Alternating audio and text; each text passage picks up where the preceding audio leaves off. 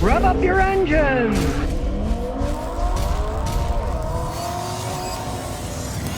Well, gas prices are falling, even though the price is nearing $90 a barrel. And you remember, what they always tell us is, well, when the price of oil goes up, that's our main cost, and we have to raise the price of gasoline. But now the price of gasoline is going down. So what's up? A lot of it has to do is, at the time of making this video, we're going into winter season.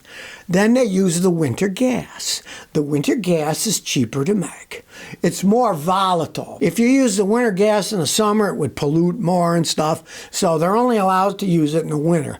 Cars will start better with it in cold weather. You need more volatile gas to start when it's really cold than you do in the summer. So that's one of the reasons that the price is actually coming down. And of course, some of it is because there's a glut of oil on the market, which makes the price go down somewhat. Inventories are 10% higher than they were last year. There's a glut of the stuff around. And of course, we all know it's down a little now, but any old excuse, like with the Middle East going on now, if it starts affecting oil production, they'll jack the price right back up again. Because any excuse the oil companies can get to raise the price, they will. They usually say, well, oil's expensive, and that's why the gas is expensive. Well, oil's expensive now, but the gas isn't. So that kind of negates all the horse manure that they throw in our faces of, well, that's our main cost. No, it's a commodity. And if people don't buy a lot of it, the price comes down. If people start buying a lot of it, the price goes back up. That's how the capitalist economy works these days. And Brett Dower says, my '08 Chevrolet Impala has no torque to climb hills from a stop. I don't have any codes or anything. Why do you think it's doing this? All right, that's called having a problem under load. You're climbing up a hill, accelerating, that's full load of the car. There's a lot of things that can do it. So you start basic, change the air filter,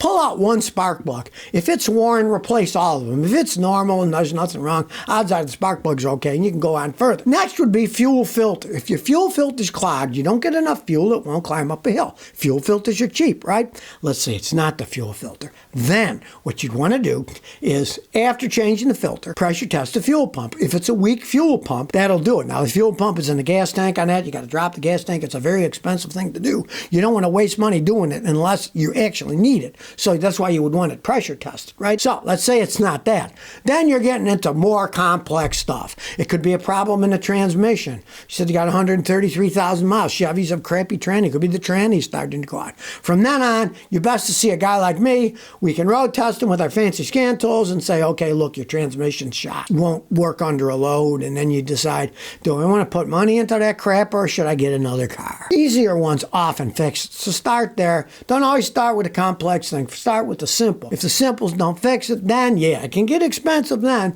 That's why you want a mechanic like me to at least check it out to figure out what's wrong. Because guessing doesn't play. If you're guessing with transmissions, fuel pumps, you're better to pay a guy to analyze it to say, okay, here's the problem. Not just start guessing with super expensive parts. GCar493 says, my 2009 Jaguar XF supercharged engine is overheating with the coolant boiling. Hell, well, no surprise, it's a Jaguar, you know? Now, the thing is, there are so many things that can make your car overheat. Watch my video, How to Fix an Overheating Car Engine, Scotty. Watch that on YouTube. It'll give you everything you can possibly check. Now, you want to pray it's something simple, right? If you want a wild guess, just change the radiator cap. If the radiator cap is bad, it can't hold the pressure, try that. Simple fix, right? If it's not that, you better start testing everything that's in my video. You could be low on coolant. You could have a leak in the coolant. The cooling fan might not be operating. You might have a blowing head gasket. The water pump may be broken. There are a bunch of things that can do it. That's why you want to watch that video. But I mean, if you want a wild guess, change the radiator cap.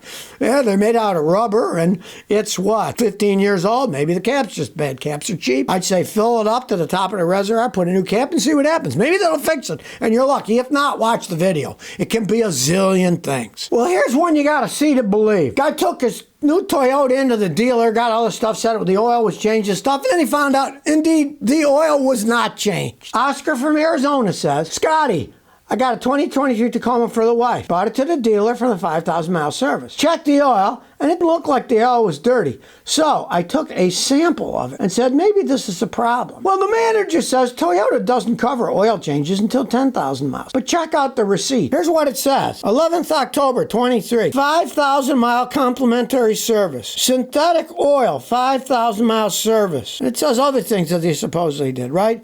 But it says synthetic oil service. Well, it sure looks like they said they changed the oil. But then he goes and says, you didn't change the oil. So, well, we only changed it till 10,000 miles. Maybe it was just like the oil change that they didn't do. They didn't do any of it, probably. Complete multi-point inspection. Visually inspect brake linings, drums, and pads. I doubt that they did any of that. Pull the wheels off and do it. Right? It says on the thing they changed the oil for the guy, but they didn't. And then he said, look, you didn't change it. Oh, we only do it at 10,000. Why on the receipt does it say 5,000 mile oil change? Right? Anybody would have thought they changed the oil. Now, this is Earnhardt Toyota in Mesa, Arizona. I would advise not going there. If they're going to pull that kind of crap on people, give them a receipt that looks like they had an oil change. And this guy likes taking care of his car, so he checks the oil's still dirty, right? He had it analyzed. Yeah, it's still dirty. It's dirty oil. They didn't change it, right? And then they say, oh, we don't change it till 10,000. Why did the receipt say they did? The manager didn't even say, I'm sorry, there's a mistake. It says we changed the oil, but we didn't. And then he could have at least changed the oil, but he says, oh, we don't do that till 10,000 miles.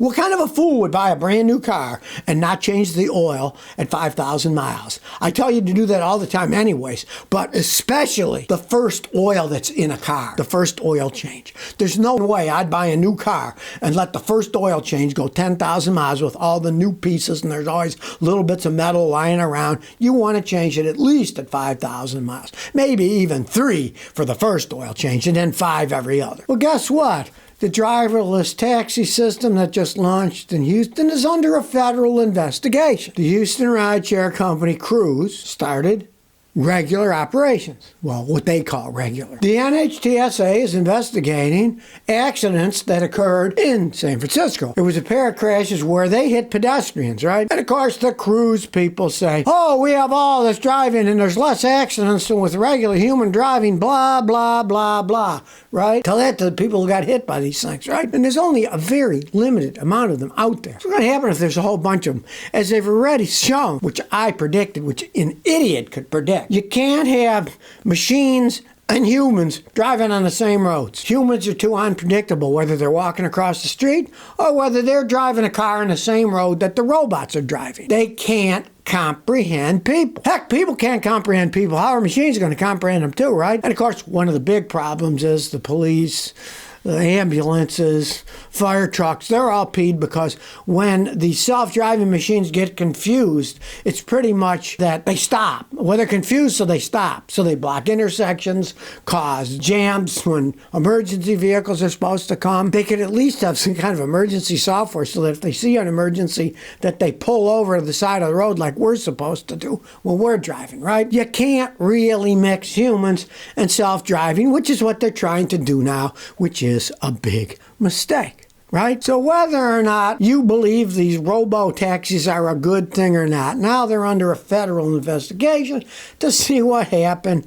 But I can just about guarantee you it won't go very far because you got to follow the money. And the money is they put billions into the self-driving capability, so they're going to shove it down our throats whether we like it or not. Well, here's an interesting one. Waymo, that robo-taxi company, has slashed a bunch of jobs again. This is the 3rd time this year that Waymo has slashed jobs. Now, I find this rather ironic because what people like Uber drivers, taxi drivers, they're worried about is if they make all these robo-taxis, that's the end of our jobs. We'll all lose our jobs. Well, now people who work for the robo-taxi company Waymo, now they're losing their jobs. So, hey, I don't know why they don't comprehend this. You're going to make robo-taxis. They're going to be expensive to make. They got to be maintained. Blah, blah, blah. That costs a fortune. Why go into all that when you just have plain old cars that people drive? Gives them a job, gives them something to do. They get to talk to people. Much more enjoyable ride. I love riding in Ubers and taxis. I talk to the taxi drivers, see what kind of a life they have, see what they suggest where I should eat and stuff, right? I mean, hey, last time I went to Chicago, we had some great Uber drivers. They sent us to a phenomenal restaurant that we would have never tried, right? What's the robo-taxi? If there's robo-taxi, oh, they're going to have in them as pre-programmed stuff with with ads that people pay to try to take you to it, not somebody that, well, I've been eating at that restaurant for the last 30 years. It's a pretty good restaurant, right? I'm glad they're firing people. I hope they all go out of business because they're wasting billions of dollars on a stupid idea that is not needed. We don't need robo-taxis. People have jobs. They pay taxes. You want that to keep going. You don't want to have robots controlled by multinational corporations to get us from here to there when you can have friendly humans doing it instead. So if you never want to miss another one of my new car repair videos, remember to ring that bell.